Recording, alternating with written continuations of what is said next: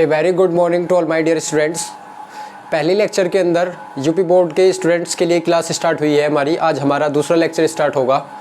आप सभी का welcome to all of the students at Forever Chemistry classes.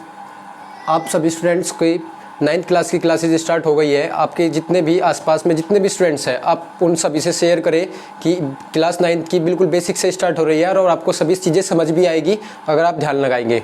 तो अपने जितने फ्रेंड्स हैं आप उन्हें बोलें कि आप भी क्लास ज्वाइन कर सकते हैं। क्लास बिल्कुल फ्री ऑफ कॉस्ट है, कोई भी लेक्चर का कोई भी पेमेंट नहीं होगा। सारी क्लासेस आपको अवेलेबल होगी यूट्यूब पर टाइम टू टाइम। हर दिन आपको डेली वीडियोज़ मिला करेगी।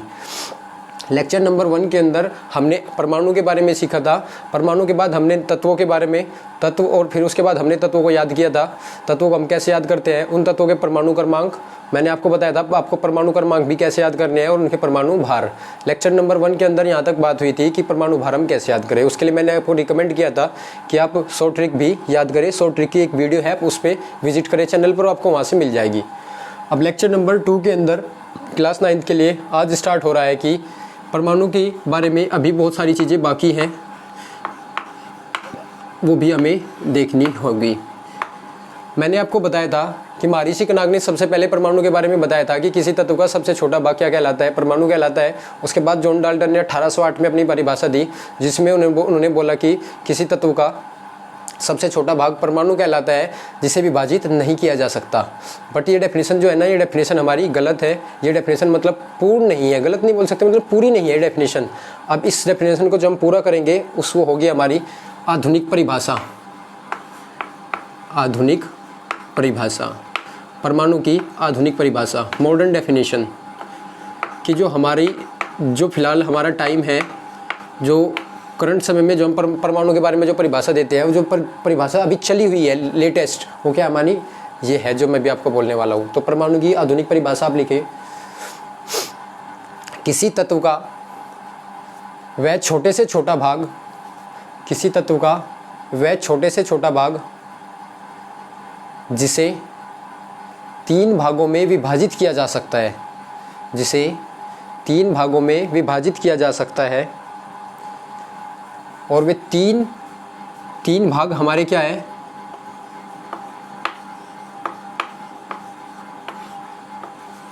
जिसे 3 भागों में विभाजित किया जा सकता है।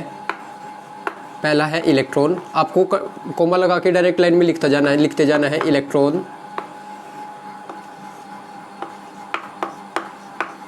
प्रोटॉन, और तीसरा कौन है हमारा, न्यूट्रॉन। तीसरा कौन है हमारा, neutron. Electron, proton and neutron. Electron, proton and neutron. किसी परमाणु के मतलब परमाणु के बारे में जॉन डाल्टन ने जो बताया था वो ये था कि परमाणु को विभाजित नहीं किया जा सकता है। बट हमारे आधुनिक परिभाषा ने हमें ये बोला है कि परमाणु को विभाजित किया जा सकता है। और इसमें हमारे बहुत अलग अलग साइंटिस्ट का योगदान है। अलग अलग साइंटिस्ट हैं हमारे जिन्होंने ये कंट्रीब्यूशन दिया है कि उन्होंने बताया है कि इलेक्ट्रॉन भी है, प्रोटॉन भी है और न्यूट्रॉन भी है। इलेक्ट्रॉन की खोज भी, प्रोटॉन की खोज भी और न्यूट्रॉन की खोज भी अलग अलग साइंटिस्टों ने की है। तो ये हमारी किस में इंक्लूड होती है, आधुनिक परिभाषा में, मॉडर्न डेफिनेशन। तो आपको जो आपसे अगर एग्जाम के अंदर परिभाषा पूछी जाती है तो ये वाली डेफिनेशन आपको लिखनी है जो मैंने अभी आपको नोट कराई है। तो ये वाली डेफिनेशन आप अच्छे से कवर करें। अब अच्छे से बात करेंगे इनके बारे में कि परमाणु के अंदर इलेक्ट्रॉन, प्रोटॉन, न्यूट्रॉन्स भी होते हैं। मतलब उस छोटे से अंश भाग के अंदर भी इलेक्ट्रॉन, प्रोटॉन, न्यूट्रॉन होते हैं। और उस छोटे से भाग के अंदर इलेक्ट्रॉन, प्रोटॉन, न्यूट्रॉन कितने होते हैं और कहाँ पे होते हैं, ये सारी बात भी हम इसी लेक्चर के अंदर कवर करेंगे। आपको मैं एक चीज़ जो बता देना चाहता हूँ, इलेक्ट्रॉन, प्रोटॉन, न्यूट्रॉन की खोज। इलेक्ट्रॉन, प्रोटॉन, न्यूट्रॉन की खोज कि इलेक्ट्रॉन की खोज किसने की है, प्रोटॉन की खोज किसने की है और न्यूट्रॉन की खोज किसने की है। क्योंकि ये प्रश्न आ जाता है कि न्यूट्रॉन की खोजकर्ता का नाम लिखिए, right the name of discoverer of neutron. जिसने न्यूट्रॉन की खोज की है उस वैज्ञानिक का नाम लिखिए। इसके लिए हमारे पास में एक ट्रिक है। हमारी ट्रिक क्या है, ईंट पर नाच। क्या हमारी ट्रिक क्या है, ईंट पर नाच। ईंट पर नाच, इसे हम क्या बनाएंगे, इलेक्ट्रॉन। पै से हम क्या बनाएंगे, प्रोटॉन, और नै से हम क्या बनाएंगे, न्यूट्रॉन। अब उसके नाम के साथ में उसका साइंटिस्ट का नाम जुड़ा हुआ है।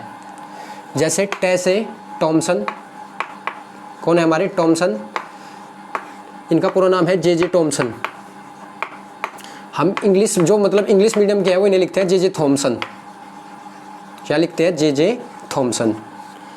अब प्रोटॉन की जो खोज है वो किसने की है, रदरफोर्ड ने। इनका पूरा नाम है अर्नेस्ट रदरफोर्ड।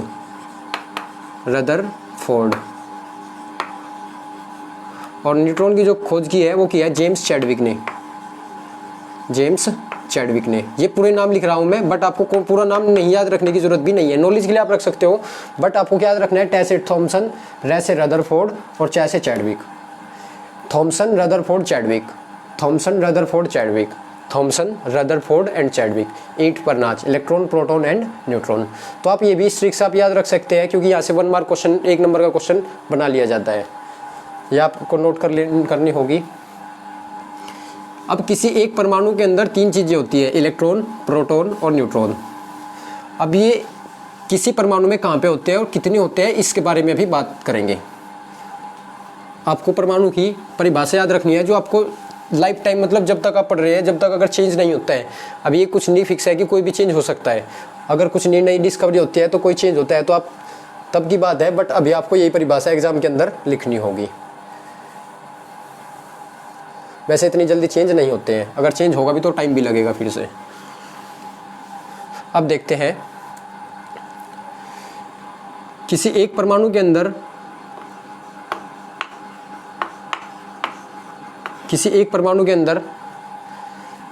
परमाणु की संरचना के बारे में बात करते हैं। परमाणु कैसा होता है, जो परमाणु का केंद्रीय भाग होता है, बिल्कुल बीच का भाग, जैसे हमारा एक सबसे छोटा कण परमाणु निकाल लिया, उस कभी छोटे से कण का भी एक बीच का भाग होता है। उस बीच के भाग को हम क्या बोलते हैं, उस परमाणु का नाभिक, न्यूक्लियस ऑफ दैट एटम। क्या बोलते हैं उस परमाणु का नाभिक। किसी परमाणु का केंद्रीय भाग ही उस परमाणु का नाभिक कहलाता है। किसी परमाणु का, अगर नाभिक की परिभाषा आपसे पूछी जाए, किसी परमाणु का केंद्रीय भाग, बीच का भाग ही क्या कहलाता है, नाभिक। ठीक है ना, जैसे हमारे शरीर का केंद्रीय भाग हम अपनी नाभिक को मान सकते हैं, नाभिक को। ठीक है, तो इसी प्रकार किसी परमाणु का जो केंद्रीय भाग है वो कौन है, हमारा नाभिक होता है। और इस नाभिक के चारों ओर क्या होती है, कक्षाएं होती है। क्या होती है, कक्षाएं।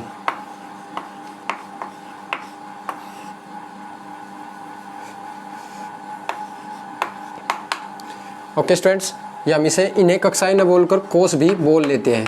क्या बोल देते हैं, कोष भी बोल लेते हैं। तो आपको यहाँ भी कोई प्रॉब्लम नहीं होगी कि परमाणु का जो केंद्रीय भाग है वो क्या है, नाभिक, और नाभिक के चारों ओर क्या है, कक्षाएं। इन्हें बोलते हैं हम सेल या ऑर्बिट। ओके, अब ये जो है ना, ये भी हमारी क्या है, पहली सेल, ये हमारी दूसरी सेल, ये तीसरी सेल और ये हमारी चौथी सेल। 1 2 3 एंड 4। पहली कक्षा, दूसरी कक्षा, तीसरी कक्षा और चौथी कक्षा। हम इन्हें कक्षाएं न लिखकर क्या लिख दे, कक्षा।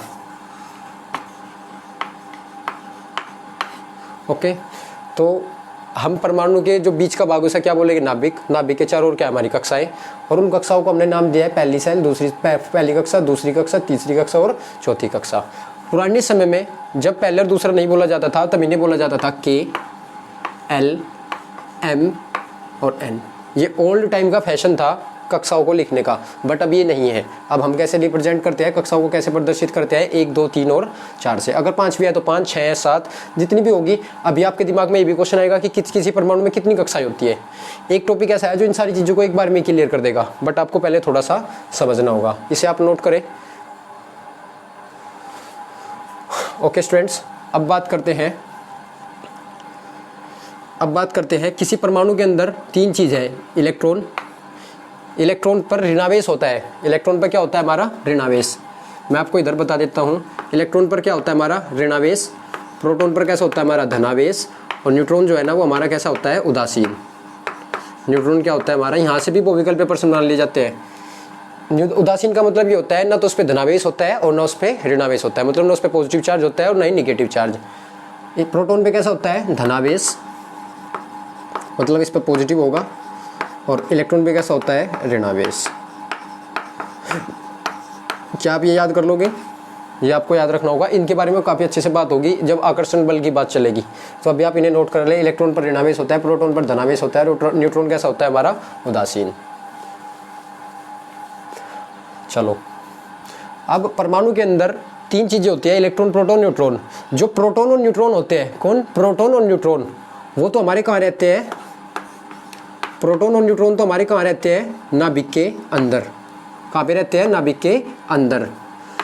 जब भी आपको प्रोटॉन को भरना होगा, जैसे हम बात करेंगे कितने इलेक्ट्रॉन है, कितने प्रोटॉन है, कितने न्यूट्रॉन है, मैं अभी सिखाऊंगा आपको कि इलेक्ट्रॉन, प्रोटॉन, न्यूट्रॉन कैसे ज्ञात करते हैं।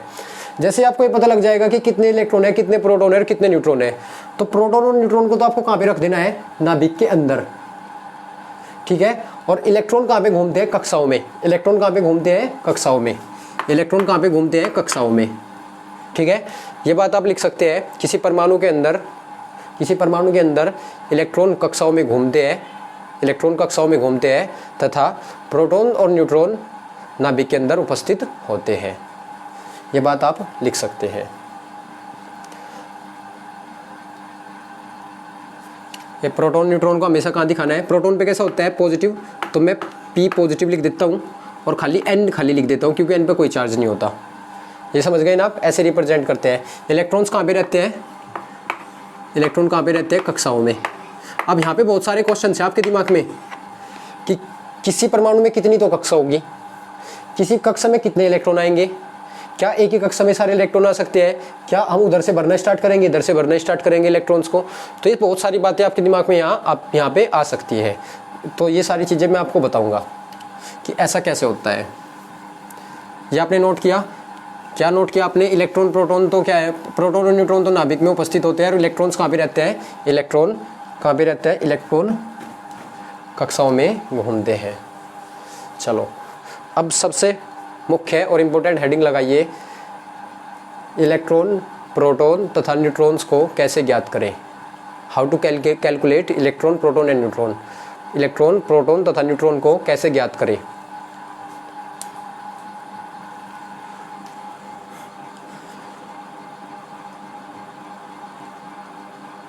सबसे पहला एग्जांपल हम लेते हैं सोडियम। किसे लेते हैं हम सबसे पहला एग्जांपल? सोडियम को। सोडियम का परमाणु क्रमांक 11 है और परमाणु भार कितना है? 23 है। ये बात आपको लेक्चर 1 के अंदर सिखाई गई है। अगर आपने लेक्चर 1 नहीं देखा है तो लेक्चर 1 देखे, तभी आपको ये समझ आएगा और तभी आपको अच्छे से केमिस्ट्री समझ आएगी। सोडियम के अंदर 11 इलेक्ट्रॉन है और न्यूट्रॉन कितने? हमारे 23 है। अब बात करते हैं कि इसके अंदर कितने तो इलेक्ट्रॉन होंगे, इसके अंदर कितने प्रोटॉन होंगे और इसके अंदर कितने न्यूट्रॉन होंगे। ये बात है ना हमारी। ये बहुत इजी है, इससे इजी कुछ नहीं है। आपको बहुत मजा आएगा इसे करने में। मैग्नीशियम के बारे में भी बात करेंगे साथ साथ। मैग्नीशियम का परमाणु क्रमांक 12 होता है और परमाणु भार 24 होता है। हमें बताना है कि इलेक्ट्रॉन्स कितने होंगे, प्रोटॉन कितने होंगे और हमारे न्यूट्रॉन कितने होंगे। ओके स्टूडेंट्स, अब देख लेते हैं। ये बहुत ईजी है। उस तत्व का जितना परमाणु क्रमांक है, कितना? 11। किसी तत्व का जितना परमाणु क्रमांक होता है उसमें उतने ही होते हैं इलेक्ट्रॉन। ओके, इस तत्व का कितना परमाणु क्रमांक है? 12, तो इलेक्ट्रॉन भी कितने होंगे इसमें? 12। कोई दिक्कत नहीं आपको। जितने इलेक्ट्रॉन होंगे उतने कौन होंगे? हमारे प्रोटॉन। जितने इलेक्ट्रॉन होंगे उतने क्या होंगे? प्रोटॉन। जैसे जितने इलेक्ट्रॉन कितने हैं? 12, तो प्रोटॉन भी कितने होंगे? 12। उस तत्व के अंदर तीन ही चीज है, इलेक्ट्रॉन है, प्रोटॉन है, न्यूट्रॉन है। कितने हैं? जितना उसका परमाणु क्रमांक है उतने तो इलेक्ट्रॉन और प्रोटॉन है। तो फॉर्मूला क्या आ गया हमारा? परमाणु क्रमांक बराबर इलेक्ट्रॉनों की संख्या और बराबर प्रोटॉनों की संख्या। ये तीनों हमेशा इक्वल रहेंगे।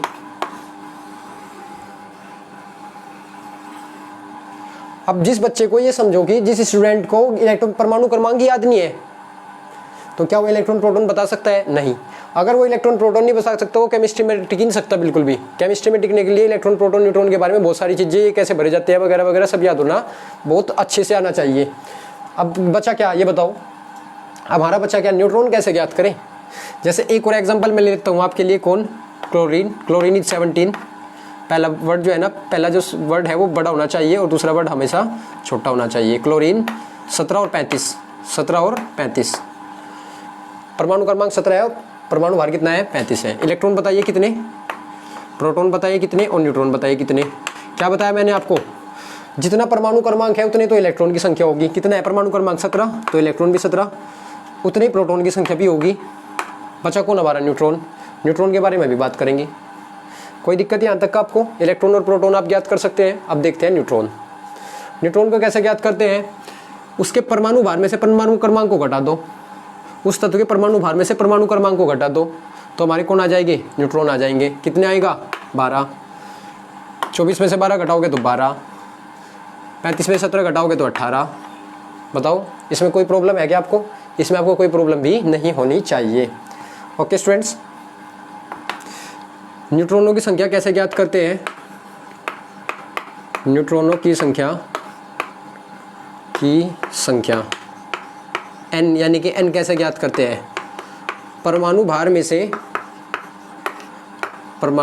से क्या घटाना है आपको? परमाणु क्रमांक। ये क्या हमारा? ये हमारा दूसरा फॉर्मूला है, इसे भी आप नोट करें।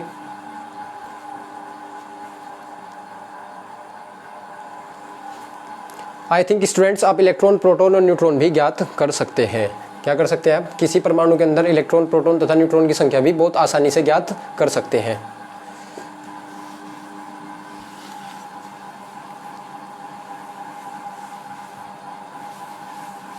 एक क्वेश्चन लगाइए आप अपनी कॉपी में, नोटबुक के अंदर। निम्न तत्वों में इलेक्ट्रॉन, प्रोटॉन तथा न्यूट्रॉन की संख्या ज्ञात कीजिए। निम्न तत्वों में इलेक्ट्रॉन, प्रोटॉन, न्यूट्रॉन की संख्या ज्ञात कीजिए। पोटेशियम, कैल्शियम, कार्बन, नियोन और आर्गन। जब भी आपको इलेक्ट्रॉन, प्रोटॉन, न्यूट्रॉन की संख्या ज्ञात करनी हो तो आपको तत्व का परमाणु क्रमांक और परमाणु भार याद होना चाहिए। लेक्चर नंबर 1 के अंदर इसी बारे में डिटेल में बात की थी कि कैसे याद करते हैं, तो आप लेक्चर 1 देखकर तभी यहाँ पे आए। अब जैसे हमें कैल्शियम में, पोटेशियम में है सबसे पहला, कौन है हमारा? पोटेशियम। तो आपको पता होना चाहिए कि पोटेशियम का परमाणु क्रमांक 19 है और इसका परमाणु भार कितना है? 39 है। दुगुना होकर एक जुड़ जाता है ना विषम वालों में, देखा होगा आपने इलेक्ट्रिक के अंदर। अब इलेक्ट्रॉन बताइए कितने? 19। प्रोटॉन बताइए कितने? 19। और न्यूट्रॉन बताइए कितने? 20। Second is calcium. कैल्शियम का परमाणु क्रमांक 20 होता है, भार कितना होता है? 40। इलेक्ट्रॉन बताइए कितने? 20। प्रोटॉन बताइए कितने? 20। न्यूट्रॉन बताइए कितने? 20। नेक्स्ट कार्बन 6, इसका भार होता है कितना? 12। 12 होता है ना। इलेक्ट्रॉन कितने? 6। प्रोटॉन कितने? 6।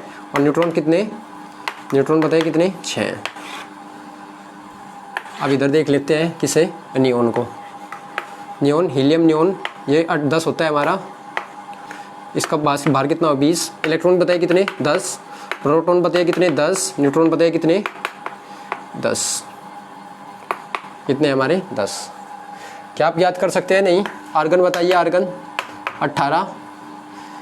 इसका कितना होता है? 36 होता है। इलेक्ट्रॉन बताइए कितने? 18। प्रोटॉन कितना होता है? 18। और न्यूट्रॉन कितने हो गए? 18। आई थिंक ये आपको क्लियर हो गया होगा, ये इसमें आपको कोई प्रॉब्लम नहीं होगी। अब एक 2 क्वेश्चन मैं आपसे यहाँ पे पूछता हूँ। किसी तत्व में आपको बताना है ये ट्रू है या फॉल्स है, सही गलत बताना है आपको, यस और नो में। किसी तत्व में हमेशा इलेक्ट्रॉन, प्रोटॉन तथा न्यूट्रॉन की संख्या बराबर होती है। किसी परमाणु में हमेशा इलेक्ट्रॉन, प्रोटॉन तथा न्यूट्रॉन की संख्या बराबर होती है, हमेशा बराबर होती है, यस और नो? I think no. इसका आंसर क्या होगा? गलत। ये क्या हमारा? फॉल्स है। किसी तत्व में तीनों के तीनों एलिमेंट समान हो भी सकते हैं और समान नहीं भी हो सकते हैं। जैसे इसमें देखो आप, तीनों ही सेम है ना। इसमें देखो आप, 2 सेम है पर एक भिन्न है। और मैंने वहाँ पे बोला था हमेशा समान होते हैं क्या? हमेशा समान नहीं होते हैं। अगर मैं हमेशा हटा देता उसमें से तो ये क्वेश्चन हमारा ट्रू होता। किसी तत्व में इलेक्ट्रॉन, प्रोटॉन, न्यूट्रॉन समान होते हैं, यस। जैसे नियोन में हमारा सेम है, बट हमेशा सब में सेम नहीं होते हैं, कुछ में भिन्न भी हो जाते हैं। जैसे आप देखोगे किसे? सोडियम को 11 और 23 है ना। इलेक्ट्रॉन कितने हैं? 11। प्रोटॉन कितने हैं? 11। और न्यूट्रॉन कितने हैं? 12। अब इसमें इलेक्ट्रॉन, प्रोटॉन तो सेम रहते हैं, बट न्यूट्रॉन कितने हैं? 12। अलग है ना। तो किसी परमाणु के अंदर हमेशा इलेक्ट्रॉन, प्रोटॉन, न्यूट्रॉन की संख्या बराबर नहीं होती है, बट हाँ, किसी परमाणु के अंदर हमेशा इलेक्ट्रॉन और प्रोटॉन की संख्या हमेशा बराबर रहती है। ठीक है, इनके भी रीज़न मिलेंगे आपको, धीमे धीमे इन सब के रीज़न मिलेंगे। मैं अच्छे से आपको कराऊंगा कि इलेक्ट्रॉन और प्रोटॉन की संख्या हमेशा क्यों समान रहती है, हमेशा क्यों समान रहती है।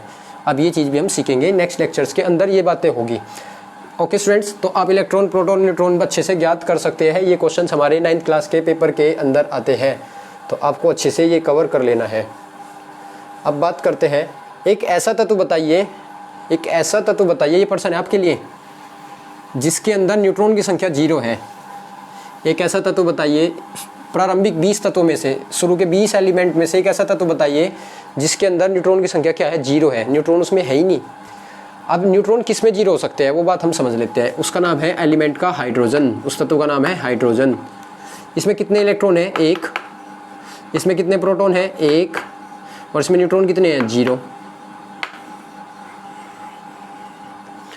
अब किसी तत्व में इलेक्ट्रॉन प्रोटॉन और न्यूट्रॉन, इलेक्ट्रॉन प्रोटॉन और न्यूट्रॉन सेम हो भी सकते हैं और नहीं भी। ये वाला उदाहरण देखो आप, इसमें न्यूट्रॉन है ही नहीं, तो ये तो वैसे भी उस वाली बात को फॉल्स कर देता है जो मैंने अभी आपको क्वेश्चन लिखा था। तो एक ऐसा तत्व 118 के 18 सभी तत्वों में से एक ऐसा तत्व ये है जिसमें न्यूट्रॉन की संख्या क्या है, 0 है। बाकी 118 में से कोई भी ऐसा नहीं है, ठीक है। तो स्टार्टिंग के 20 एलिमेंट्स से आपसे क्वेश्चन पूछा जाता है, तो आपको बताना होगा ऐसे तत्व का नाम लिखिए जिसमें न्यूट्रॉन की संख्या 0 है, 0 है। कौन बताएंगे आप, hydrogen is that element. Okay, तो आप यहाँ तक मतलब इलेक्ट्रॉन प्रोटॉन न्यूट्रॉन को अच्छे से ज्ञात कर सकते हैं।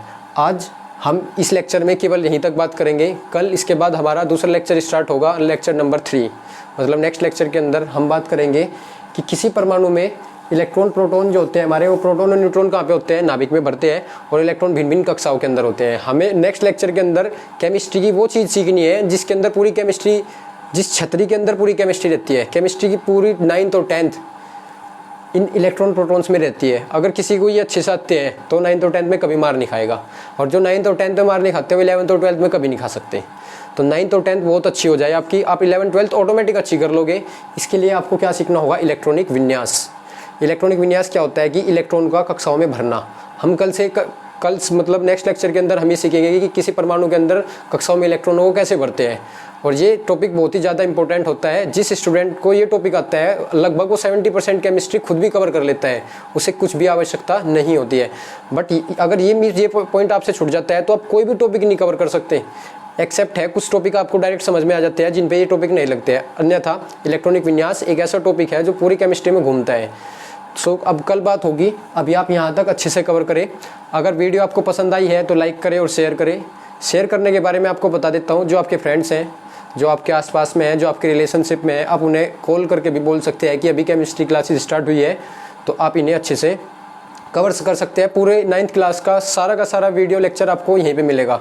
आपको कहीं पे ट्यूशन वगैरह या स्कूल को तो आप जाना ही है। अगर आप स्कूल मिस वगैरह हो जाता है, मतलब कोई भी प्रॉब्लम होती है, तो आप यहाँ से भी पढ़ सकते हो। अगर आपके स्कूल में बहुत अच्छा पढ़ाया जाता है तो ऑब्वियसली बहुत अच्छी बात है, आप फिर यहाँ पे आके भी नॉलेज ले सकते हैं। और वो तो इस नॉलेज है, आप ये स्कूल से लो, ट्यूशन से लो, या यूट्यूब से लो, या गूगल से लो, कहीं से भी लो, तो आपकी मर्जी है, इंडिपेंडेंट आप इसके लिए। तो अपने दोस्तों को आप इस चीज़ को शेयर करें ताकि उन बच्चों को भी नॉलेज मिले। Thank you students.